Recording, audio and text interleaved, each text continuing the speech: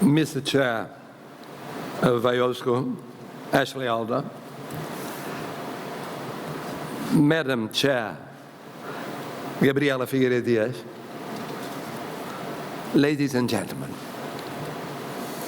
nothing is more topical at this time of conversion, the pandemic into an endemic, and the exit from the resulting economic and financial crisis, than issues such as the role and prospects for the global capital markets in terms of their growth and health at the risks posed by the so-called instant economy, the economy in rapid change, or the challenges in financial stability reforms in the non-banking financial sector, or regulators' adjustments due to financial globalization and digitalization, or the strengthening of systems to increase trust, encourage savings and investment by people, families and companies.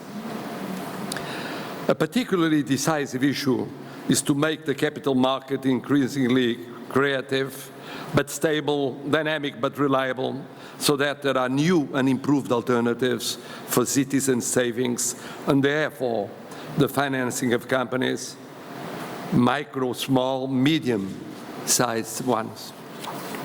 This is an urgent problem for the coming months and years. Ladies and gentlemen, inspired by the words of Chair Gabriela Figueiredo Dias and by the presence of our Presidente Tribunal de Contas, I'm going to share with you my reflections on this turning point of the world economic, social, financial and political situation. We're living a turning point with many tensions and indefinitions.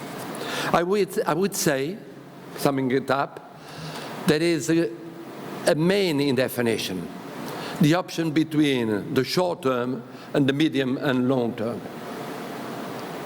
As usually it happens after the deep crisis, which was the case of the pandemic, we have many examples of these indefinition, of these tension. On one side, we have the tension, I would call it geostrategical tension, between multipolarism and multilateralism.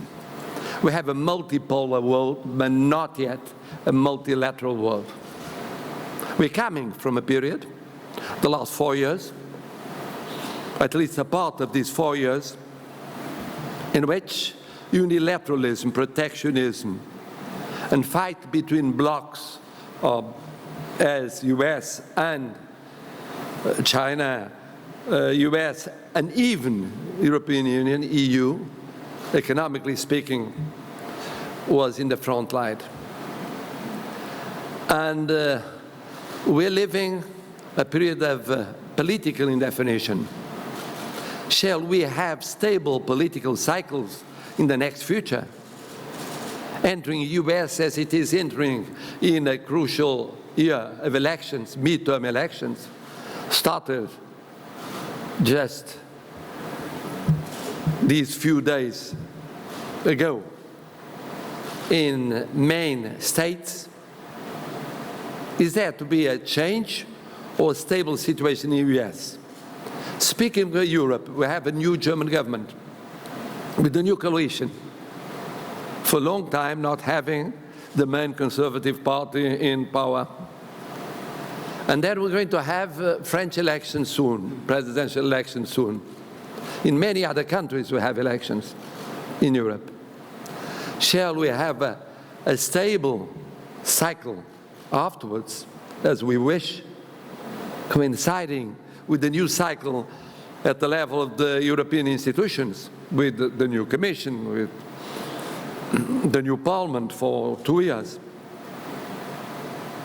That's a key point for capital market decisions, for investors, mostly those investing thinking of the medium and long run. And then the future settlement between the US and China. How will it be? China, living a period of pandemic and starting a period of recovery, still a late recovery in China. At the same time, we have signs of acceleration in the United States. How will it be, the settlement of this relationship in the future? Speaking of areas of friction, areas of disagreement, open disagreement, and areas of engagement. And what about the Russian Federation that converted from a global power into a regional power, but a very powerful global power, regional power? Mainly speaking of Eastern Europe, Mediterranean, Near and Middle East, and Africa. No longer Latin America, no longer Asia, as it used to be. Will it have economic effects, this new relationship, or not? Then, thinking of the outcome of the pandemic, shall we not have another wave? Speaking of continents where vaccination is still late, the case of Africa, a little bit Latin America, or shall we still have in Africa, as you said, so important in the future on account of the size of the population, as a market, a new market, increasingly important. And then, of course, the tension involving energy, which is, again, an option between short-term, middle and long-term decisions. On one hand, climate change and climate action. And the discussions now being held in Glasgow and elsewhere. And then at the same time, you have the immediate effects on energy for conjunctural reasons, at least for the next year, till the end of half of next year. In Europe, for instance, in some European countries, not only in European countries, how to manage to adjust those short-term measures with the long-term vision on climate change. And inflation. Supposing that recovery that is starting with very good forecasts from every international organization are really sustainable. But then, shall we have at the same time inflation or not? I was very happy to hear yesterday,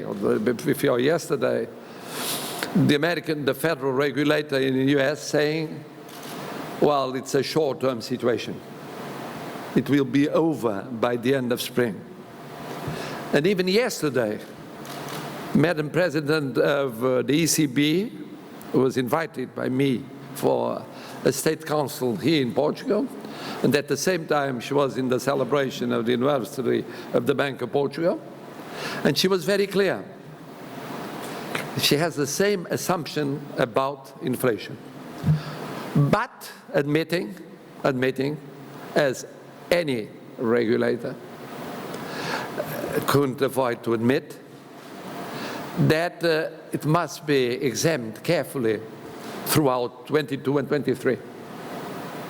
But for the moment being, the good news being that it's not predictable to have an increase of interest rates in 22 and probably in 23, speaking of the Eurozone.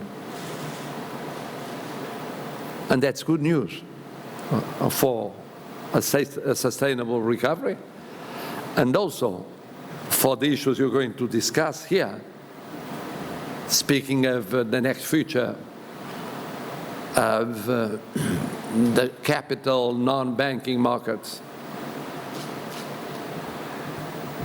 So many tensions and vital tensions And let us be, as I am always, realistically optimist, and guess we shall have pandemic convert into endemic by 22.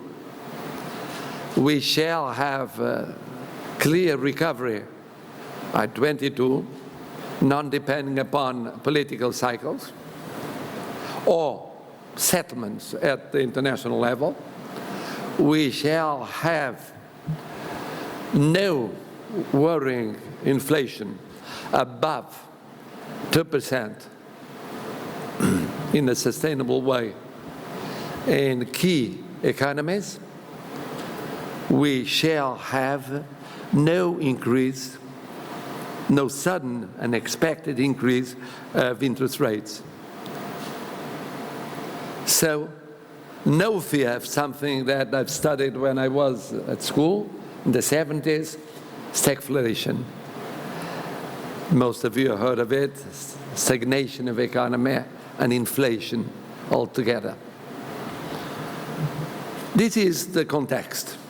Let us hope for the best, and let us build this best. It depends upon all of us, of course, political leaders, of course, economic leaders, social leaders, and mostly regulators, as you are. And then coming back to Portugal, we are celebrating the 30th anniversary of CMVM. In a country with no tradition of a strong capital market, no tradition. We were the first absolute monarchy of Europe, even before the French, which is almost impossible. And in Portugal, there was such a regime after it fell, also in France. And other French-influenced countries in Southern Europe. But we have a very, very unstable liberal monarchy, even more unstable first liberal Portuguese Republic, and then a long dictatorship till 74. And one couldn't speak of capital market before the 60s or the 70s of last century. It was small, it was not important, as usually it happens in dictatorships, and very much controlled by the state and by public companies. It changed in the 80s and in the 90s. There we come to CMVM. And then we come also to a huge change, a very positive change, and in the last few years, the strong, clever and brilliant leadership of Chair Gabriela Figueiredo Dias. Wow. Well, I wouldn't say with a bad temper, no, but obviously not, but with a very strong personality. But usually that's the case of strong leaderships. They are that way. So now I'm optimist again about Portugal. We made an historic change in the last few decades. We learned to live with markets, and not just with the banking sector, but the non-banking sector in the capital market, little by little. It was not easy, but we did it. You did it. So I'd like to thank you for your expertise and dedication to this unique institution. You're right, with outstanding people, but with an outstanding leader. And I congratulate you for your appointment as chair of the International Ethics Standards Board of Accountants. I don't know if they are really aware of your personality. Someone would really should say a word, a word, a friendly word before you take office. But I count, as Portuguese presidents, we all count in Portugal on the CMVM, stronger and more prestigious, to help to create the conditions for even stronger confidence, key point for our recovery, economic and social recovery, and stability. I'm also confident that in the decisive years ahead, this institution will do whatever is needed to live up to the expectations of the Portuguese people. In other words, in the best interests of Portugal. Thank you for your presence.